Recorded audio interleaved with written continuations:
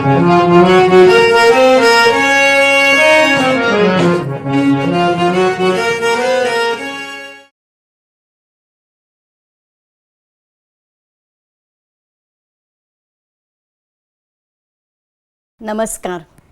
स्नेहांकिताच्या 50 वर्षाच्या वाटचालीचा आढावा घेण्यासाठी आज आपल्याकडे स्नेहांकिताच्या 3 दिग्गज मान्यवर आल्या आहेत.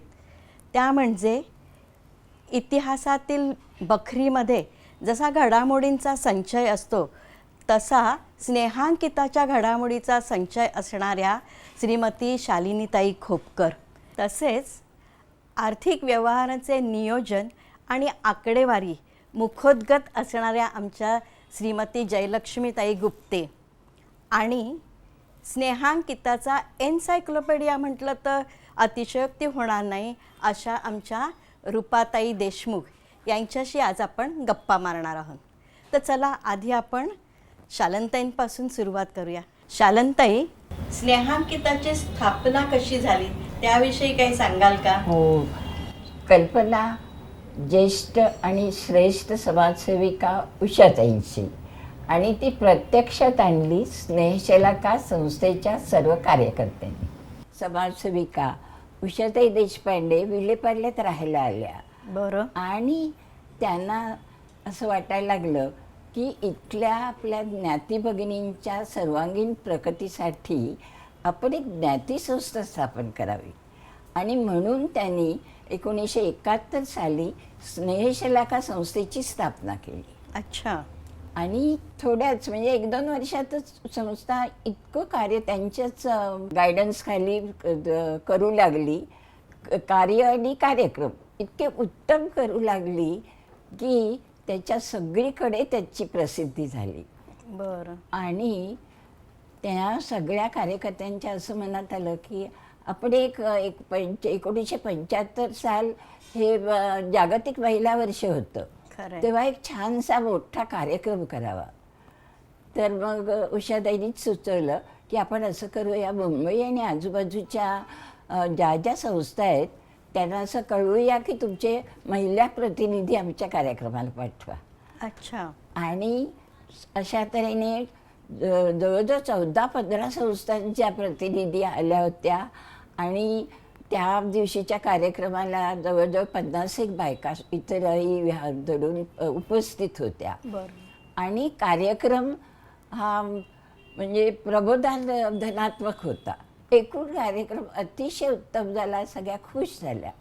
समारोपाच्या वेळी त्या दिवशीच्या अध्यक्षा मालतीबाई पालकर आणि प्रमुख पाहुण्या स्नेहलताबाई भिसे ह्या दोघींनी संस्थेचं कौतुक केलंच, पण कार्यकर्त्यांनाही उत्कृष्ट कार्यक्रम केल्याबद्दल धन्यवाद दिले. आणि त्यांनी सुचवलं की अशा तऱ्हेचे कार्यक्रम वारंवार व्हायला पाहिजेत. आणि म्हणून ज्या ज्या संस्था इथे उपस्थित आहेत त्यांनी आळीपाळीने आपल्याकडे असा कार्यक्रम आयोजित करावा. सर्वांनी त्यांचं म्हणणे शिरोधार्य केलं आणि तसा निश्चय केला. आणि त्यामुळे हा कार्यक्रम म्हणजे स्नेहांकिताच्या मालिकेतील पहिलं पुष्प गुंफलं गेलं असं म्हणायला हरकत नाही. आपण मुहूर्तमेढ म्हणूया. हो, मुहूर्तमेढ, अगदी मुहूर्तमेढ त्या कार्यक्रमाद्वारे झाली. छान छान.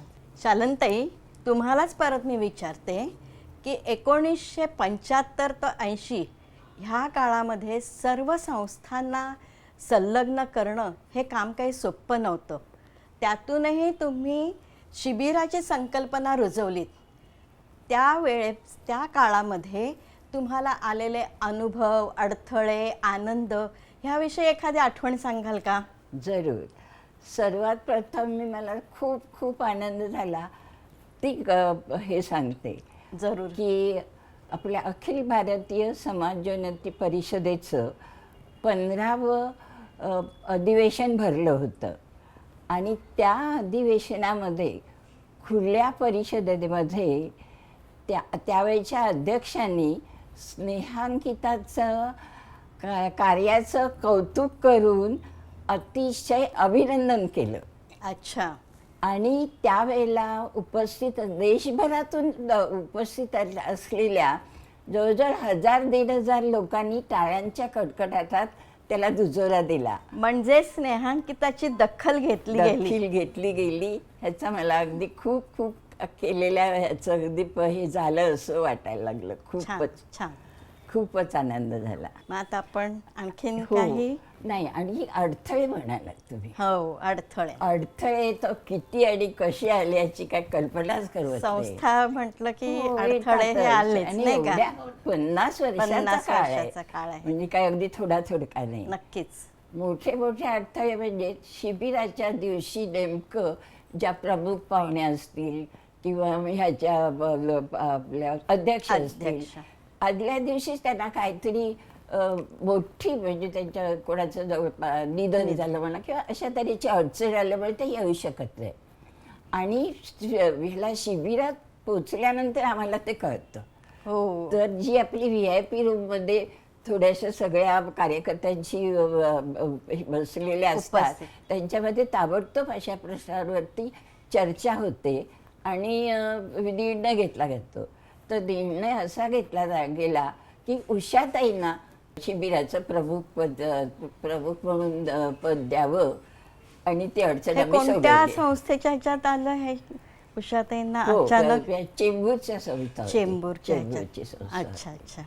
आणि दुसरी अडचण अशाच प्रकारची ती स्नेहांकिताच्या अध्यक्षा शीला प्रधान, त्यांचे मिस्टर आदल्या दिवशीच गेले. त्यामुळे त्या येऊ शकणार नव्हत्या. आणि मग तशीच चर्चा होऊन ते पद त्या दिवशी मी स्वीकारावं असं सर्वांनी ठरवलं आणि मी स्वीकारलं. अच्छा, छान. म्हणजे सगळ्या अडचणींवरती मात करत आपण इथपर्यंत आता पोचलेला आहोत. मग असंच तुम्ही घटना, नियम हे सुद्धा आपली संस्था स्थापन झाल्यानंतर नोंदणीकृत करताना काय उद्दिष्ट समोर ठेवली होती? उद्दिष्ट तर हे होतं की ही जी आपली संस्था आहे ती अतिशय उत्तम तऱ्हेने आणि चिरकाल टिकावी. व्यक्ती म्हणा किंवा कोणती संस्था म्हणा, त्यांना जर कायद्याचं नियमांचं अधिष्ठान असेल तर तीच संस्था टिकू शकते, तीच प्रगती करू शकते. आणि म्हणून मी जेव्हा प्रत्यक्ष ह्याच्या समाजसेवेत पडले तेव्हा मी निर्धार केला की काही झालं तरी नियम, घटना ह्याचं तंतोतंत पालन झालंच पाहिजे, म्हणजेच आपली संस्था प्रगती. मला वाटतं त्याला दुजोरा रूपाताईंनी पण दिलेला आहे नाही का. त्यांचं पण सहाय्य तुम्हाला मिळालं. तर रूपाताई, तुम्ही पण ह्याच्यात काही हातभार लावलायत का? तुमचं काही योगदान आहे का घटनेच्या बाबतीत? मी तर 98 साली जॉईन झाले. 98 साली जेव्हा विश्वस्तपद स्नेहशलाकाकडे आलं त्यावेळेला मी विश्वस्त झाले. बरं. आणि त्यानंतर त्याच्या आधी काही आमच्याकडे निधी सुद्धा नव्हता. पण शालनताईंनी ज्या एक निरनिराळ्या सूचना केल्या तशा त्याप्रमाणे आम्ही कार्य केलं आणि देणग्या मिळवल्या. आणि प्रमुख म्हणजे शालनताईंना ते तुम्हाला आठवते ना की आपल्याला आपल्या संस्थेच्या नावाने अगदी हे नव्हतं, आपली जे अकाउंट होतं ते संस्थेच्या नावाने नव्हतं. ओके. 3 ज्या विश्वास होते त्यांच्या नावाने होतं आणि ते संस्थेच्या नावाने करायचं तर आपल्याला रजिस्ट्रेशन करणं भाग होतं. अच्छा. आणि त्याच्यासाठी शालनताईंनी मग सुरुवात केली आणि बऱ्याच जणांचं मार्गदर्शन घेऊन. म्हणजे विशेष असं कोणाचं सांगू शकाल का, सल्लागार किंवा कायदेशीर हे? पहिलं तर तुमच्या भावानी केलं. हो, सुरुवातीच्या काळामध्ये माझा भाऊ आणि वडील दोघांनीही मला मार्गदर्शन केलं आणि बजावलं की नियम करायचे. कोणतेही तुम्ही कार्य कराल किंवा काही अडचण आली तर नियम करायचा आणि तो लगेच लिहून ठेवायचा त्या दिवशीच्या ह्याच्यामध्ये. आणि त्याप्रमाणे जे नियम असे तयार झालेले लिहिलेले होते त्याच्यातून मी नियमावली तयार केली. आणि संस्थेला बँकेत जेव्हा ती नियमावली दिली तेव्हा जे हे खातं 3 भगिनींच्या नावावर होतं, ते ते संस्थेच्या नावावर. मला वाटतं तुम्ही कोणाचा तरी उल्लेख केला होता का आपल्या ज्ञातीतील? हो. नाही, आपलं मुख्य म्हणजे काय की त्यावेळेला लिगल हे करायला आम्हाला ॲडव्होकेट फडकरांनी तेच मदत मला केली थोडंसं होती. असं आठवत होतं. रजिस्ट्रेशन. त्यांनी मदत केली. त्यांनी मदत केली होती. तर अशा प्रकारे आपली घटना आणि नियमावली तयार झाली. शालनताई, 1975 ते 90 या काळात काम करत असताना तुम्हाला कोणत्या सभासदांचे म्हणा किंवा संस्थांचे म्हणा सहकार्य लाभलं, त्याचं काही उल्लेख करू शकाल का? हो, जरूर. अगदी. काय झालं, शिबिरामागून शिबिरं व्हायला लागली, परंतु ते शिबिर केव्हा कुठे कसं होणार, त्याचे काय विषय असतील तिथल्या ह्याचे हे वगैरे सांगण्यासाठी सभा सर्व संस्थांची बोलवणे आवश्यक आहे. खरंय. परंतु जागेचा पत्ताच नव्हता. बरं. कुठे यायचा हा प्रश्न होता. परंतु ज्येष्ठ संस्था दादरची त्यावेळी पुढे आली, कारण त्यांना संस्थेतर्फे महिन्यातून 1 दिवस हॉल, अगदी सुशोभित हॉल मिळत असे. तर त्यांनी त्याचा उपयोग जेव्हा जेव्हा आवश्यकता वाटली तेव्हा त्याचा उपयोग स्नेहांकितासाठी केला. विनामूल्य मिळत होता का? हो. त्यांनाच मिळत होता, कारण त्यांचीच ती ही होती. आणि मग त्यांचा कार्यक्रम काहीतरी घ्यायचा, त्याच्याऐवजी ती स्नेहांकिताची सभा घेत असत आणि चहा पाण्याचाही खर्च सगळं स्वतःच करत असत. असं कितीतरी वर्ष चाललं होतं. बरं. आणि मग त्यानंतर की आता खरंच त्याला किती त्रास द्यायचा, इतरांनी जबाबदारी घ्यायला पाहिजे असं वाटायला लागलं, तेव्हा ठाण्याची संस्था पुढे आली, कारण त्यांचा पण हॉल होता आणि त्यांनाही सभेसाठी जागा मिळू शकत होती. त्यामुळे ठाण्याच्या त्यांनी बरेच वर्ष केलं. त्याच्यानंतर ठाण्याच्या संस्थेने घेतलं आणि ज्या संस्थेकडे कार्यालय जाईल त्याच्या विश्वस्त असं. तर ह्याच्या खारच्या मंदा खारकर मला आठवतंय, त्यांच्या मनात असं आलं की उषाताई, शालनताई वगैरे यांनी स्थापनेपासून एवढी कामं केली आणि त्यांना अजून विश्वस्तपद नाही मिळालेलं. अच्छा. तेव्हा त्यांनी असं सुचवलं की आता आपण असं करूया की 3-4 वर्षांनी हे बदलायचं, कार्यालय बदलायचं आणि ते कार्यालय विलेपार्ले संस्थेने स्वीकारावं अशी त्यांनी सूचना केली. सगळ्यांना आवडली आणि त्यामुळे उषाताई कार्यालय पार्ल्यात आलं आणि उषाताई, मी आणि रूपा अशा आम्ही तिघे विश्वस्त झालो. अच्छा. मग तिथून त्याचा पायंडा पडला का? हो, तसं असंच आणि मग दर 2 वर्षांनी बदल व्हायला लागला. छान छान. शालनताई, तुम्ही फार मोलाची माहिती दिली आहे. आज आपल्या भगिनी खुश होतील. अनेकांना ह्याचा इतिहास माहिती नाही. आता आपण थोडं आर्थिक बाजूकडे वळूया.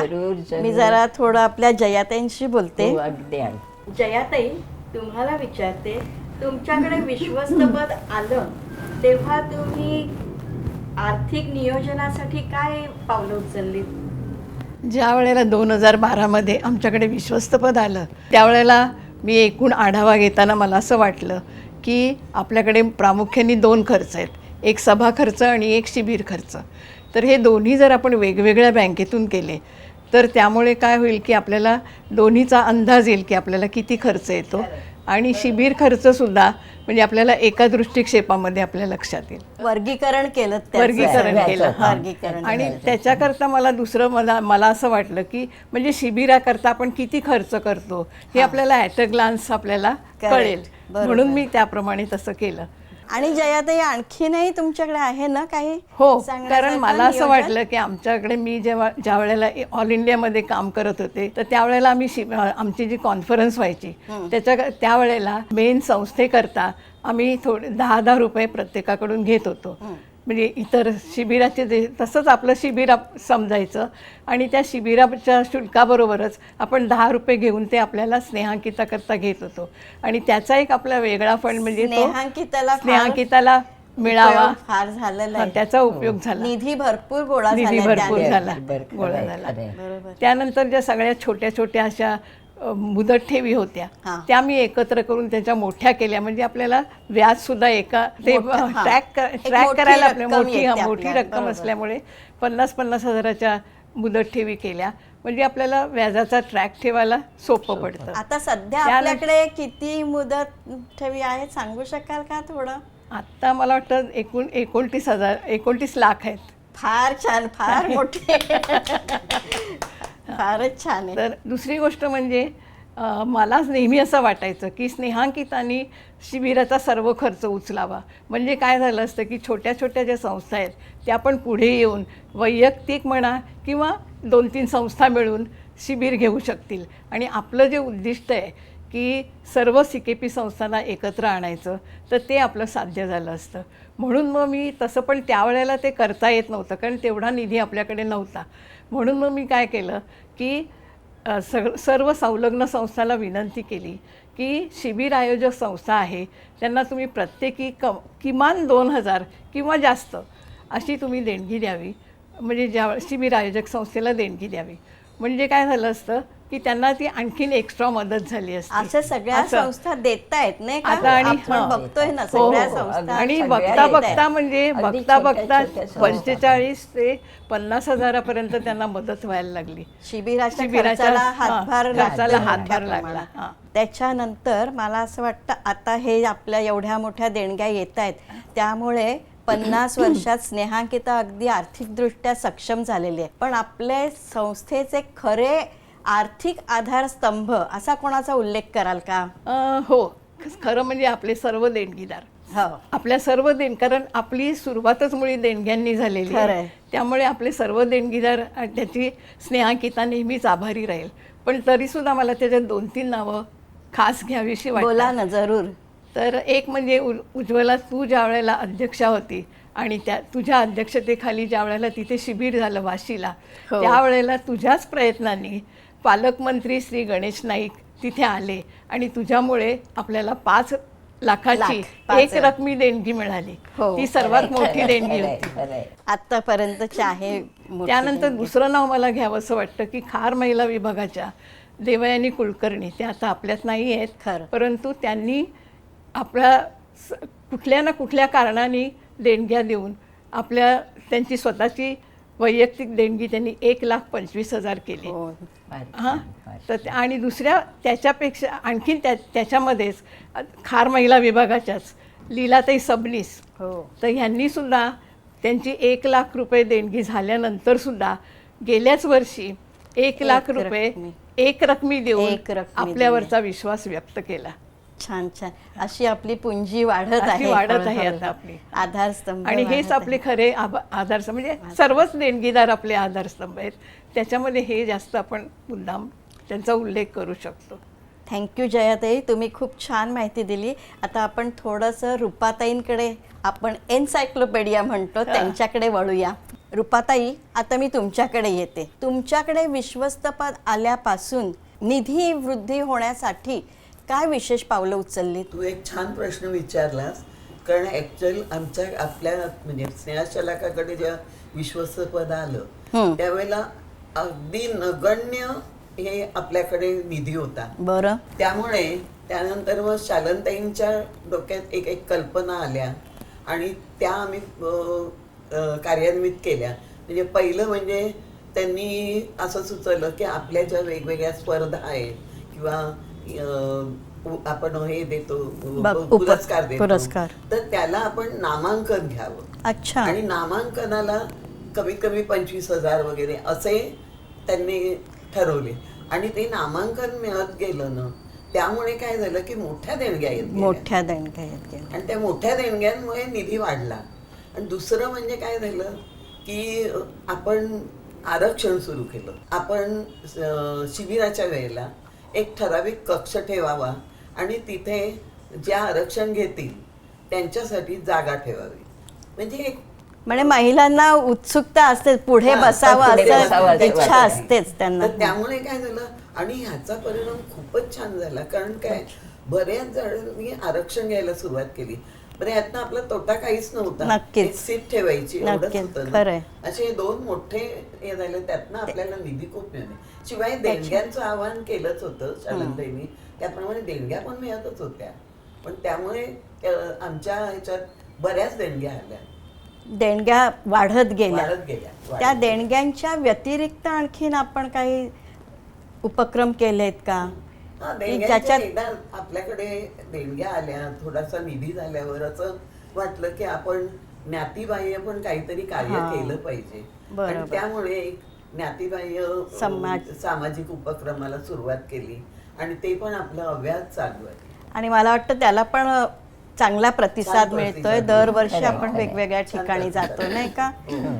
हे एक छान आपलं उपक्रम चालूच चांगला आहे. झाला तो उपक्रम. आणखीन मला एक असं आठवतंय, रुपाताई तुम्ही फार मेहनत घेतलीत आपल्या स्नेहांकिताचा इतिहास जमा करण्यात, संकलित करण्यात. मगाशी मी सुरुवातीला शालनताईंसाठी म्हटलं इतिहासातील बखर, तसं तुम्ही पण ते सुरुवात केलेली आहे. असं म्हणजे इतर सगळ्यांना माहिती नाही आहे, पण त्याच्याविषयी तुम्ही माहिती जरूर सांगावी. म्हणजे त्याचं काय झालं की आता इतकी वर्ष काम करते, जवळजवळ मी 25 वर्ष काम करते, तर मला असं जाणवलं की आपली संस्था किती नियमितपणे काम करते. म्हणजे कार्यालय व्यवस्थित चालू आहे 2-2 वर्षांनी. तसंच शिबिरं घेतली जात आहेत. बरं, शिबिरांचे पण सगळी नियमावली इतकी परफेक्ट असते की त्याप्रमाणे सगळं व्यवस्थित चाललेलं असतं.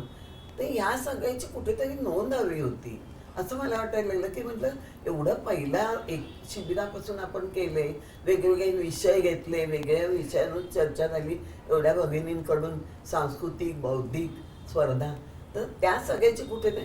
तर मी सहज शालनताईंना बघल्यावर त्या म्हणाल्या माझ्याकडे आहे जुन्या नोंदी, मी तुला देते. पण त्यांनी त्या जुन्या नोंदी मला दिल्या आणि त्याच्यावरून मी सगळं म्हणजे आपलं कार्यालय, विश्वस्त पद, नंतर सल्लागार पद, त्याच्याशिवाय शिबिरातले कार्यक्रम काय झाले, कोण अध्यक्ष होतं, कोण होतं, कुठल्या संस्थेने येतं, हा सगळा हे वेगळा हे करून लिहून ठेवला. मला आठवतंय तुम्ही हे जे लिहून ठेवलेलं आहे त्याचा उपयोग आपण आपल्या वेबसाईटवरती केलेला आहे. खरंय खरंय. खरंय ना? कारण आज जर का कोणी आपल्या वेबसाईटला व्हिजिट केलं तर तुम्ही सगळी संकलित केलेली माहिती आपल्या वेबसाईटवरती आहे.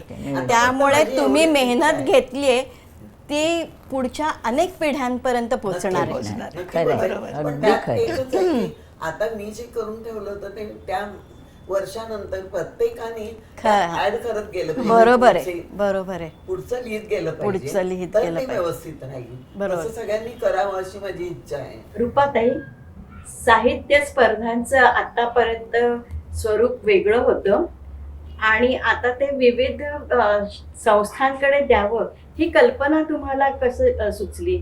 कसं झालं की आपण शिबिरं घेत होतो. शिबिरातले आता आम्ही 2दा शिबिर घेतल्यावर असं कळलं की खरंच शिबिर घेणाऱ्या संस्थेला ना काम खूपच असतं.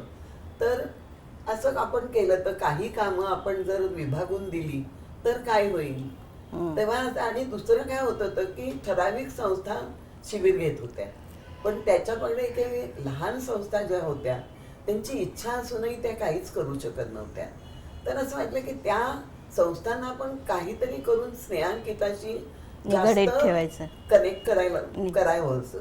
तर मी असं सुचवलं की आपण त्या साहित्य स्पर्धा ज्या घेतो त्या जर आपण त्या 3 संस्थांना वाटून दिल्या, म्हणजे काव्य, निबंध आणि कथा, तर त्या 3 संस्थांना काम करायची संधी मिळेल आणि शिबिर घेणाऱ्या संस्थेचं काम हलकं होईल. खरंय. ही कल्पना मी मांडल्यावर सगळ्यांना ती आवडली आणि ती कार्यान्वित होऊन पण 3 वर्ष झाली. हो, आणि हो. ते अतिशय व्यवस्थितपणे चालू आहे. खरंय. आपलं छान गप्पा मारून तुमच्या सगळ्यांशी छान वाटलं.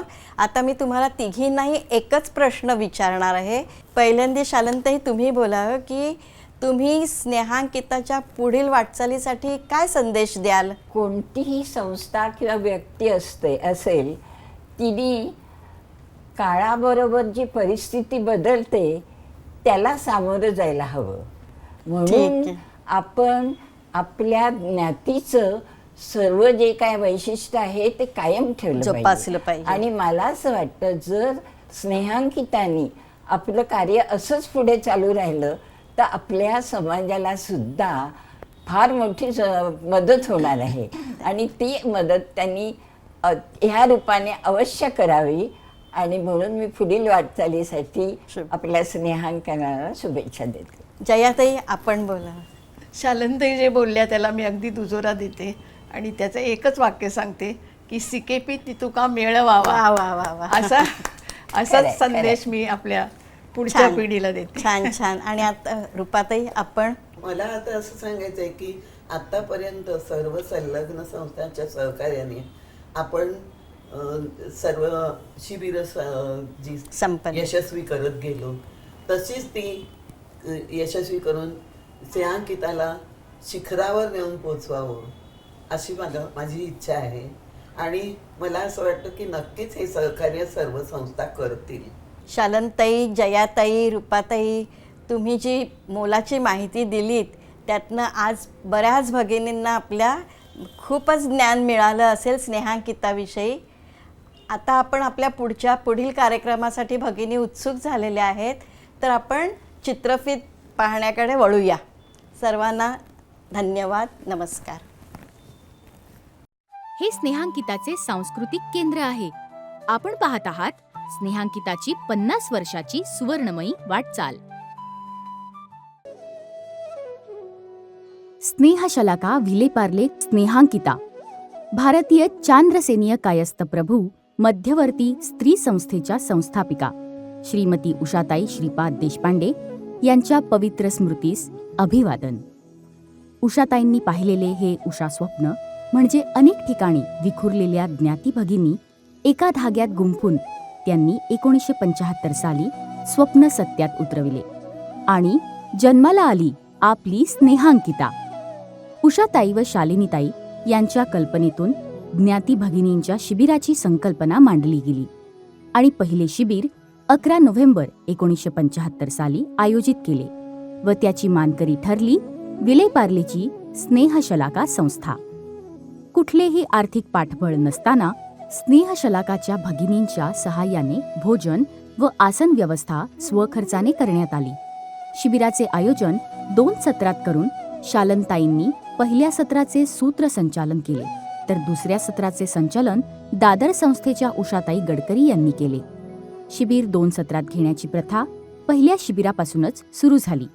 स्नेहशलाकाने स्नेहांकिता शिबिराचा श्री गणेशा करून पुढे 1990 ते 92 आणि 2010 ते 12 या कालावधीत कार्यालयीन जबाबदारी स्वीकारली. आज मितीपर्यंत 6 शिबिरे, 1 रौप्य महोत्सवी वर्धापन दिनाचे आयोजन करून मोलाचे योगदान दिले आहे. स्नेहशलाकाच्या भगिनी साहित्य, सांस्कृतिक, बौद्धिक स्पर्धांमध्ये नेहमीच अग्रेसर असतात. त्यांच्या शिरपेचात अनेक मानाचे तुरे आहेत. स्नेहांकिताकडून दिले जाणारे ढाल व मयूर चिन्हाचे ते मानकरी सुद्धा झाले आहेत. अशा या स्नेहांकिताच्या सुवर्णमयी वाटचालीत स्नेहशलाकाच्या भगिनींच्या प्रेरणादायी विचारांचे अमूल्य असे योगदान आहे. दादर चांद्रसेनीय कायस्थ प्रभू सभा दादर स्नेहांकिताच्या स्वप्नांना मूर्तरूप आलेले आपण पाहिले.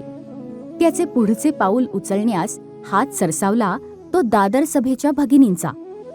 यांनी 1976 साली 18 व 19 सप्टेंबर असे 2 दिवसांचे निवासी शिबिर आयोजित केले.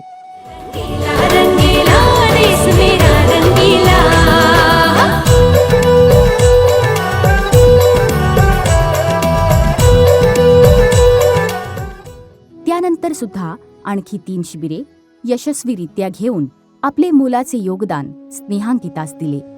दादर सभेच्या महिलांनी सांस्कृतिक बौद्धिक स्पर्धांमध्ये अनेक बक्षिसे मिळवून त्यांच्या खात्यात 5 ट्रॉफीज जमा होऊन यशाचा झेंडा झळकवत आहेत. स्नेहश्री महिला मंडळ पनवेल स्नेहांकिताविषयी ओढ आणि गोडी भगिनींना एकत्रित आणत होती. स्नेहश्री महिला मंडळ पनवेल या भगिनींनी प्रतिकूल परिस्थितीत 2004 ते 2008 अशी सलग 4 वर्षे कार्यालयीन जबाबदारी स्वीकारून स्नेहांकिताचा पाया डळमळीत होणार नाही याची काळजी घेतली. त्या कालावधीत श्रीमती वैशाली कुलकर्णी यांनी स्नेहश्री पनवेल व स्नेहांकिता या दोन्ही संस्थांचे अध्यक्षपद समर्थपणे पेलले. त्यांना उत्तम साथ लाभली ती कार्यवाह कैलासवासी सुचित्रा देशमुख यांची व आर्थिक भार सांभाळला खजिनदार श्रीमती उज्ज्वला दिघे यांनी. साहित्य स्पर्धांमध्ये त्यांच्या भगिनी अनघा गुप्ते, काश्मीरा कुलकर्णी, संपदा देशपांडे यांनी बक्षिसे पटकावली आहेत. स्नेहदा व मातृवात्सल्य मंडळ ठाणे कायस्थांचे माहेरघर म्हणावं असे ठाणे शहर, मग येथील महिला आघाडीवर असणारच. त्यांची मातृवात्सल्य संस्था कायमच सांस्कृतिक क्षेत्रात आघाडीवर असते. आज मितीला त्यांनी 8 वेळा सांस्कृतिक स्पर्धांमध्ये पारितोषिकं मिळवली असून बौद्धिक सत्रातील ढालीचेही मानकरी झाले आहेत. स्नेहदा संस्थेच्या भगिनी सुद्धा तेवढ्याच ताकदीच्या आहेत. त्यांनी सुद्धा 5 वेळा सांस्कृतिक स्पर्धेत पारितोषिके मिळवून बौद्धिक स्पर्धेत 2 वेळा ढाल मिळवली आहे.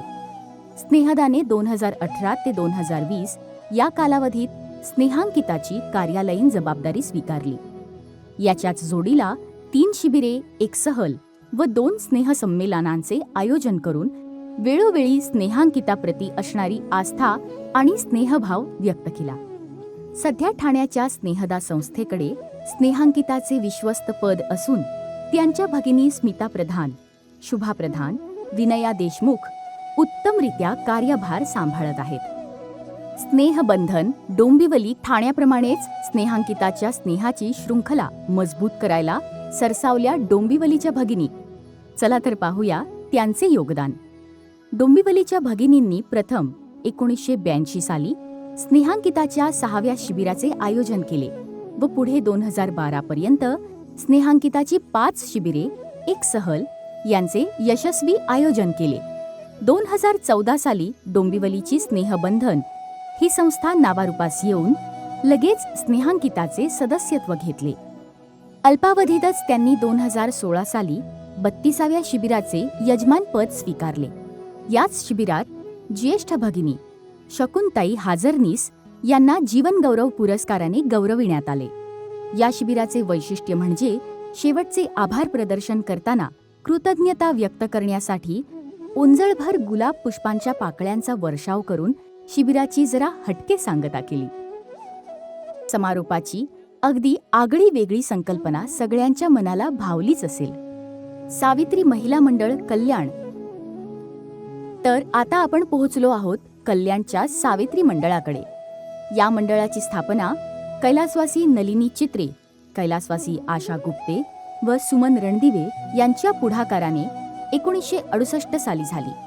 स्नेहांकिताशी संलग्न झाल्यावर या मंडळाने यशस्वी अशी 2 शिबिरे संपन्न केली. 24 फेब्रुवारी 1991 रोजी श्रीमती सरलाताई Deshmukh, retired deputy police commissioner यांच्या अध्यक्षतेखाली 11वे शिबिर घेतले असता प्रमुख पाहुण्या होत्या दूरदर्शन निर्मिती डॉक्टर किरण चित्रे. त्यानंतर तब्बल 12 वर्षांनी सावित्री मंडळाने 22वे शिबिर कल्याण येथे आयोजित केले होते. मुरुड जंजिरा येथे 21व्या शिबिरात यांची भगिनी स्नेहल कुलकर्णी यांनी कथालेखनात पारितोषिक पटकावले, तर 32व्या शिबिरातील कथा स्पर्धांमध्ये परत बाजी मारली. खार सीकेपी क्लब. कल्याणसारख्या उपनगरीय भगिनींचे कर्तृत्व व जिद्द पाहत एकदम आपली धाव गेली आहे नखरेल नटखट अदा असणाऱ्या खार क्लबच्या भगिनींचा स्नेहांकिताशी असणारा सलोखा बघायला. 1988 साली स्नेहांकिता संस्थापिका कैलासवासी उषाताई देशपांडे यांच्या हस्ते खार महिला विभागाचे उद्घाटन झाले व लगेच खार संस्थेने स्नेहांकिताचे सभासदत्व घेतले. या संस्थेने स्नेहांकिताच्या 12व्या शिबिराचे दिमाखदार असे आयोजन केले होते व पुढे 3 वेळा कार्यालयीन जबाबदारी स्वीकारली. या संस्थेच्या ज्येष्ठ भगिनी जयलक्ष्मी गुप्ते यांनी स्नेहांकिताची अध्यक्ष, विश्वस्त व सल्लागार अशी 3ही पदे भूषवली असून जयाताईंना कार्यकर्ती गौरव पुरस्काराने सुद्धा सन्मानित करण्यात आले आहे. मोलिना प्रधान यांनी अध्यक्ष व विश्वस्त पदाची धुरा सांभाळली. तसेच श्वेता प्रधान यांनीही विश्वस्त पदाची धुरा यशस्वीपणे सांभाळली आहे. स्नेहांकिताला मिळणाऱ्या देणग्यांमध्ये खार क्लबच्या 2 भगिनी कैलासवासी देवयानी कुलकर्णी व श्रीमती लीलाताई सबनीस यांच्या देणग्या सर्वात मोठ्या रकमेच्या आहेत. याचा खार भगिनींना सार्थ अभिमान वाटतो.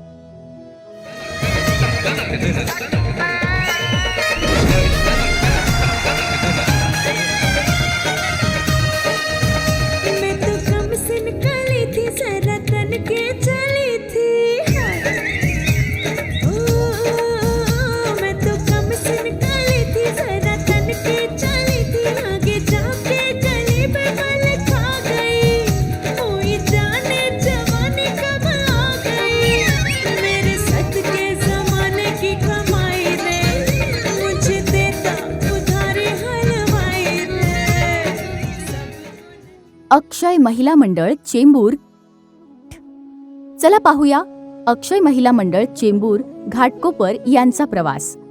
त्यांच्या भगिनी म्हणतात, मोगरा फुलला मोगरा फुलला, तयाचा वेलू गेला गगनावरी. हा वेलू स्नेहांकिताचा आहे हे जाणण्यास तुम्ही सुज्ञ आहातच. अक्षयच्या अध्यक्षा कैलासवासी हेमा गुप्ते यांच्या पुढाकाराने स्नेहांकिताचे सभासदत्व घेतले. अक्षय मंडळाच्या भगिनी सर्व स्पर्धांमध्ये हिरिरीने भाग घेतात व आजपर्यंत बौद्धिक, सांस्कृतिक, साहित्य सर्वच क्षेत्रात पारितोषिके पटकावित असतात व आपला एक ठसा उमटवला आहे. अक्षयने 1975 साली कैलासवासी शीला प्रधान यांच्या अध्यक्षतेखाली 14व्या शिबिराचे आयोजन केले होते, तर 33वे शिबिर उषाताई कुलकर्णी यांच्या अध्यक्षतेखाली संपन्न झाले. या मंडळाने स्नेहांकिताची कार्यालयीन जबाबदारी सुद्धा यशस्वीरित्या पेलली आहे. स्नेहांकिता म्हणजे संस्कृतीचे जतन, महिलांच्या सुप्त गुणांना वाव देणारे एक सक्षम माध्यम आहे, असे कौतुकाचे भाव त्या व्यक्त करत आहेत. श्री चैत्रावली मुलुंड. आता आपण पाहतोय या संस्थेला नेहमीच कर्तृत्ववान असे नेतृत्व लाभले असून मजल दरमजल असे प्रगतीपथावर त्यांचे मार्गक्रमण चालू आहे. अशी ही संस्था आहे बहरलेली, पालवी फुटलेली श्री चैत्रावली मुलुंड. या संस्थेने 1976 साली कैलासवासी माधुरी सुळे यांच्या अध्यक्षतेखाली स्नेहांकिताचे 16वे शिबिर घेतले, तर 2008 साली कैलासवासी लता नाचणे यांच्या अध्यक्षतेखाली रौप्य महोत्सवी शिबिराचे आयोजन करून स्नेहांकितास रुपये 25,000ची देणगी दिली. 2012 ते 2014 या कालावधीत कैलासवासी नीला प्रधान यांच्या अध्यक्षतेखाली कार्यालयीन जबाबदारी स्वीकारली. त्याच पाठोपाठ नीला प्रधान, पल्लवी लिखिते व शैला चित्रे या भगिनींनी स्नेहांकिताच्या विश्वस्त पदाची धुरा यशस्वीपणे सांभाळली. श्रीमती पल्लवी लिखिते या विद्यमान सल्लागार आहेत. चैत्रावलीचा प्रवास इथेच पूर्ण होत नाही. साहित्य स्पर्धांची अनेक बक्षिसे मिळवून चैत्रावलीच्या शिरपेचात अनेक मोरपिसे रोवली आहेत. त्यांच्या भगिनी श्रीमती भावना प्रधान यांना भगिनी गौरव पुरस्काराने गौरविण्यात आले असून चित्रा बेंद्रे व अक्षदा फडणीस यांना उद्योगशील पुरस्काराने गौरविण्यात आले आहे. स्नेहश्री वाशी सातत्याने आधुनिकता व संस्कार यांची सांगड घालण्याच्या प्रयत्नात वाटचाल करत स्नेहांकिताच्या या सुवर्णमयी प्रवासात आपले एक सोनेरी पान असावे असा ध्यास असणाऱ्या स्नेहश्री वाशी संस्थेचे काय योगदान आहे ते पाहूया. स्नेहश्रीने 1991 साली स्नेहांकिताशी नाते जोडले व 11व्या शिबिरात बौद्धिक स्पर्धेत भाग घेऊन प्रथम पारितोषिक मिळवून पदार्पण केले. तेव्हा स्नेहश्रीच्या अध्यक्षा होत्या कैलासवासी प्रभावती प्रधान. त्या काळात स्नेहश्रीच्या अनेक भगिनींना उत्कृष्ट अभिनयासाठी वैयक्तिक बक्षिसे मिळाली होती. स्नेहांकिता आयोजित बौद्धिक स्पर्धेमध्ये 6 वेळा, सांस्कृतिक स्पर्धेमध्ये 7 वेळा पारितोषिका मिळाली आहेत. त्याच्या जोडीला ढाल व मयूर चिन्हाचेही मानकरी ठरले आहेत. साहित्य स्पर्धांची अनेक बक्षिसे स्नेहश्रीच्या खात्यात आहेत. इथेच स्नेहश्री थांबत नाही. त्यांच्या शिरपेचात अजूनही मानाचे तुरे आहेत. ते म्हणजे शुभांगी देशमुख, ज्योत्स्ना राजे, पल्लवी पालकर यांना उद्योगशील पुरस्काराने गौरविण्यात आले, तर पत्रकारिता या क्षेत्रांतर्गत उज्ज्वला दळवी यांना भगिनी गौरव पुरस्काराने सन्मानित करण्यात आले आहे. स्नेहांकिताच्या कार्यात स्नेहश्रीचा नेहमीच सक्रिय सहभाग असतो. त्याचीच पोहोचपावती म्हणजे 2 वेळा घेतलेली शिबिरे व 2014 ते 2016 या कालावधीत घेतलेली कार्यालयीन जबाबदारी. स्नेहश्रीने 2000 सालच्या शिबिरात स्नेहांकितास रुपये 5,000ची देणगी दिली, तर 2014 मध्ये रुपये 25,000ची, तसेच या शिबिरात विशेष अतिथी म्हणून आलेले माननीय गणेश नाईक यांनी 5 लाख एवढी मोठी देणगी दिली. दोन्ही शिबिरे व कार्यालयीन जबाबदारी स्नेहश्री अध्यक्षा उज्ज्वला दळवी यांच्या अध्यक्षतेखाली पार पडली, तर सध्या त्या स्नेहांकिताचा सल्लागार पदाचा भार सांभाळत आहेत. 2014 ते 16 मध्ये कार्यालयीन जबाबदारी व स्नेहांकिताचे अध्यक्षपद भूषविताना उज्ज्वला दळवी यांनी ज्ञातिबाह्य समाजसेवा व स्नेहांकिता वेबसाईट हे 2 महत्त्वाचे म्हणता येतील असे उपक्रम सुचविले व सुरूही केले, ज्याचे सकारात्मक पडसाद आपण अनुभवतच आहोत. सुवर्ण महोत्सवी स्नेहसंमेलनाचे आयोजन करण्याची सुवर्ण संधी स्नेहश्रीस मिळाली व त्याचे कसे सोने करायचे असे विचारचक्र सुरू झाले. त्याचे फलित म्हणजे आज आपण पाहत असलेल्या डिजिटल जाहिराती व ही चित्रफीत. अर्थातच हे शिवधनुष्य पेलण्यास सर्व संस्थांनी मोलाचे सहकार्य केले आहे.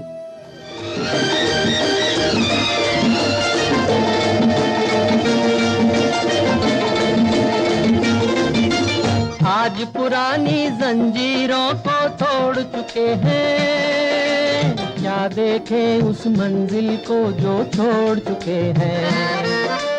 चांद के दर पे जा पहुंचा है आज जमाना, नए जगत से हम भी नाता जोड़ चुके हैं. नया खून है, नई उमंगे, अब है नई जवानी. हम हिंदुस्तानी, हम हिंदुस्तानी, हम हिंदुस्तानी, हम स्नेहप्रभा मुरुड. आता आपली सैर चालली आहे निसर्गरम्य अशा सान्निध्यात असलेल्या मुरुड जंजिरा येथील स्नेहप्रभा संस्थेकडे. या संस्थेने स्नेहांकिताचे 21वे तसेच अखिल भारतीय स्तरावरील 3रे निवासी शिबिर आयोजित करून भगिनींचे माहेरवाशिणींसारखे कौतुक केले. या संस्थेला सक्षम असे नेतृत्व लाभले ते म्हणजे संस्थेच्या अध्यक्षा व पहिल्या भारतीय महिला डेप्युटी पोलीस कमिशनर सरलाताई देशमुख यांचे. स्मरणिकेचे प्रकाशन नाविन्यपूर्ण रीतीने नारळ देऊन केले. शिबिरात आलेल्या प्रत्येक भगिनीची पाठवणी शुभसूचक असे श्रीफळ देऊन केली. असा हा अभूतपूर्व सोहळा सर्वच भगिनींच्या कायमच स्मरणात राहिला आहे. सद्भाव महिला मंडळ, पुणे. भगिनींनो, मुरुडच्या समुद्र किनारपट्टीची सैर करून आता आपण पोहोचलो आहोत विद्येच्या माहेरघरी, अर्थातच पुण्यात. येथील सद्भाव CKP महिला मंडळांनी सद्भावच्या अध्यक्षा श्रीमती ज्योत्स्नाताई आंबेगावकर यांच्या अध्यक्षतेखाली स्नेहांकिताचे सभासदत्व घेऊन 22व्या शिबिराचे आयोजन केले. त्यावेळेस स्नेहांकिताचे अध्यक्षपद कैलासवासी शीला प्रधान यांनी भूषविले होते. सद्भावच्या अध्यक्षा मोहना टिपणीस यांच्या अध्यक्षतेखाली स्नेहांकिताचे 34वे शिबिर 4 फेब्रुवारी 2018 रोजी दिमाखात साजरे झाले. या कार्यक्रमाचे वैशिष्ट्य म्हणजे सद्भावच्या भगिनींनी आई एकविरा देवीची भव्य प्रतिकृती पडद्यावर साकारली होती. 9 कुमारिकांनी नृत्यातून देवी वंदना सादर केली. सद्भाव मंडळांनी विद्येचे माहेरघर याला शोभेल असेच आपले साहित्य क्षेत्रातील स्पर्धांचे स्थान कायमच टिकविले आहे आणि नेहमीच साहित्य स्पर्धांच्या बक्षिसे मिळवण्यात त्यांचा क्रम नेहमीच अव्वल दर्जाचा राहिला आहे. याच्याच जोडीला सांस्कृतिक क्षेत्रातील स्पर्धांमध्ये 5 वेळा पारितोषिके मिळविली आहेत. स्नेहांकुर मंडळ अंधेरी, पुणे तिथे काय उणे असे म्हणण्याचा प्रघात आहे, पण आपल्या स्नेहांकुर मंडळ अंधेरी भगिनींचा राजशाही सोहळा बघा, आता कुठे काही उणे सापडणार नाही. स्नेहांकिताचे 27वे शिबिर स्नेहांकुर संस्थेने 27 जानेवारी 2010 रोजी अंधेरी क्रीडा संकुलात दिमाखात साजरे केले. शिबिराच्या उद्घाटिका तेव्हाच्या महापौर श्रीमती श्रद्धा जाधव होत्या, तर प्रमुख पाहुण्या होत्या रश्मी ठाकरे. स्नेहांकूरचे अध्यक्षपद भूषविले होते श्रीमती ज्योत्स्ना दिघे यांनी. शिबिरातील मानाची सर्व पारितोषिके म्हणजे ढाल, शिबिर, श्री किताब, झाशीची राणी, फिरता चषक मातृवात्सल्य मंडळांनी पटकाविले. तर मयूर व नटराजाचे मानकरी ठरले स्नेहशलाका मंडळ विलेपार्ले, संस्कृती महिला मंडळ कांदिवली बोरिवली. आपली कायस्थ संस्कृती जपण्याचा जसा काही वसाच घेतला आहे, असे आहे हे संस्कृती महिला मंडळ कांदिवली बोरिवली. पहा, यांच्या सादरीकरणात आपल्याला त्याचा प्रत्यय येईल. या मंडळाने जानेवारी 2013 मध्ये स्नेहांकिताचे 29वे शिबिर आयोजित केले होते. त्याचे वैशिष्ट्य म्हणजे सभागृहाच्या परिसरात जाड्या मिठाची सुंदर रंगसंगती असलेली गालिच्याची भव्य रांगोळी साकारली होती. या शिबिराच्या प्रमुख पाहुण्या होत्या कैलासवासी भारती देशमुख, तर उद्घाटिका होत्या श्रीमती अनुराधा देशपांडे. संस्कृतीच्या अध्यक्षा होत्या श्रीमती प्रेमलता देशपांडे. 2020 मध्ये 35व्या शिबिराचे आयोजन करताना स्वागत, रोषणाई सगळेच कसे संस्कृती शब्दाला साजेसे आणि आकर्षक होते. बाल नृत्यांगनांनी केलेले नृत्य विशेष ठसा उमटवून गेले. या शिबिराच्या पाहुण्या होत्या श्रीमती मृणालिनी कोहोचकर व श्रीमती मीनल शृंगारपुरे, तर संस्कृतीच्या अध्यक्षा होत्या श्रीमती रूपा देशमुख. स्नेहांकिताचे कामकाज नियोजनबद्ध करून ते प्रगतीपथावर कसे जाईल यात सातत्याने लक्ष पुरवून स्नेहांकिताचा रथ सुवर्ण महोत्सवापर्यंत आणण्यात रूपाताईंचा सिंहाचा वाटा आहे. स्नेहांकितातर्फे त्यांना कार्यकर्ती गौरव पुरस्काराने गौरवण्यात आले आहे.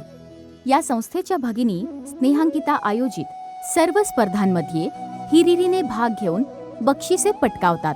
2021 पासून संस्कृती मंडळाने स्नेहांकिताची कार्यालयीन जबाबदारी स्वीकारली असून श्रीमती रूपा देशमुख या संस्कृती व स्नेहांकिता या दोन्ही संस्थांच्या अध्यक्षपदाची दुहेरी धुरा समर्थपणे भूषवित आहेत. स्नेहसखी महिला मंडळ बदलापूर.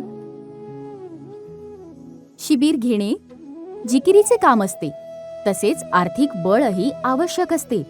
पण स्नेहसखी मंडळ बदलापूर यांनी त्याची खंत न बाळगता आपल्या संस्थेच्या अस्तित्वाची जाणीव वेगळ्या प्रकारे करून दिली.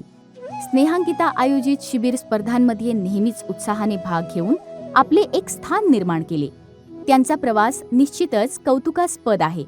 या मंडळाची स्थापना 2000 साली होऊन लगेचच 2001 मध्ये स्नेहांकिताला संलग्न झाले. तेव्हापासूनच त्यांच्या भगिनी साहित्य, बौद्धिक, सांस्कृतिक स्पर्धांच्या अनेक बक्षिसांच्या मानकरी झाल्या आहेत. स्नेहसखींचे विशेष उल्लेखनीय योगदान म्हणजे 2023 साली झालेल्या स्नेहांकिताच्या निबंध स्पर्धांचे आयोजन करून निबंधाच्या विषयांची निवड, परीक्षकांची निवड त्यांनी दर्जेदारपणे केली होती. स्नेहसखीचा स्नेहांकिताबरोबरचा स्नेहभाव उत्तरोत्तर वृद्धिंगत होवो. स्नेहज्योत महिला मंडळ दहिसर. आता या संस्थेची ओळख कशी बरं करून द्यावी? पहा हं, ही एक छोटीशी ज्योत प्रतीक म्हणून काम करते. थोडासा का होईना अंधार दूर करते. तसेच काम केले आहे दहिसरच्या या स्नेहज्योत महिला मंडळाने. स्नेहांकिताच्या स्नेहसंमेलनाचे आयोजन करून दरवर्षी जानेवारी महिन्यात होणारा आपला स्नेहमेळावाच म्हणूयात ना, यात खंड पडू न देता स्नेहाची शृंखला मजबूत करण्यास मोलाचे सहकार्य केले आहे. या संस्थेच्या भगिनी म्हणजे बक्षिसांचा खजिना लुटणाऱ्या प्रतिभावान साहित्यिकच जणू. स्नेहवर्धिनी महिला मंडळ वसई. आता आपण पाहूया अत्याधुनिक शहरी आणि ग्रामीण संस्कृतीचा मिलाप असलेल्या वसई येथील स्नेहवर्धिनी CKP महिला मंडळाची वाटचाल. 2009 मध्ये स्नेहांकिताचे सभासदत्व घेऊन त्यांनी शिबिरामध्ये बौद्धिक, सांस्कृतिक स्पर्धांमध्ये पारितोषिके पटकावली आहेत. तसेच 2023 साली त्यांनी काव्य स्पर्धेचे उत्तमरित्या आयोजन करून स्नेहांकिताच्या कार्यात आपल्या सहकार्याचे योगदान दिले. 50 वर्षाच्या या गेल्या अर्धशतकाच्या वाटचालीचा आढावा घेत आपण नवीन पर्वात प्रवेश करत आहोत. 1975 साली स्नेहांकिताचे बीज रोवून ते जोपासून डेरेदार वृक्ष घडवणाऱ्या तसेच सुवर्णमयी प्रवासाची शृंखला मजबूत करणाऱ्या सर्व सख्यांसाठी स्नेहशलाखाचे शर्मिला देशमुख म्हणतात, स्नेहांकिता भगिनींचा उंच झोका, भगिनींच्या एकजुटीचा, ज्ञातीच्या मजबूत वेणीचा, मर्मबंधातील ठेवीचा, स्नेहांकिताचा आधारवड चिरायू होवो. तर भगिनींनो, हा वृक्ष सतत बहरत राहो यासाठी स्नेहाश्री वाशी भगिनी आर्जव करत आहेत. एकमेकींना साथ द्या, सादेला प्रतिसाद द्या. आवडलेल्या उपक्रमाला मनापासून दाद द्या. सोहळ्याच्या यशासाठी तुमची अनमोल साथ द्या. प्रेमाची अन कौतुकाची पाठीवर एक थाप द्या. पाठीवर एक थाप द्या.